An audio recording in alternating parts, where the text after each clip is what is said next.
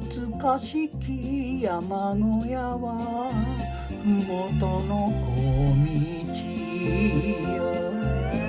思い出の窓により君を忍べば風は過ぎし日の歌をばささやくよ。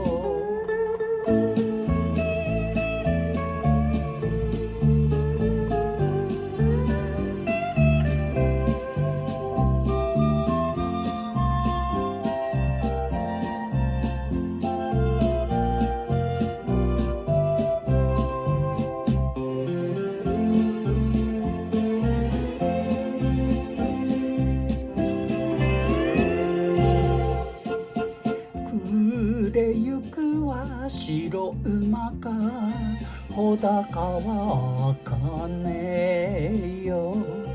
カバの木のほの白き影も薄れゆく。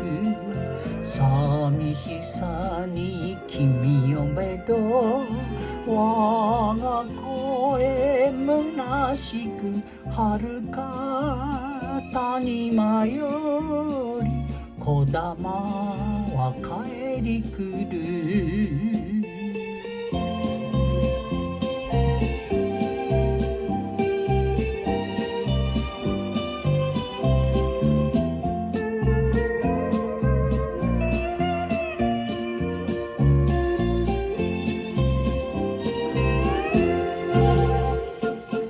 山小屋の灯火は今宵も灯りて一人聞くせせらぎも静かに更けゆく。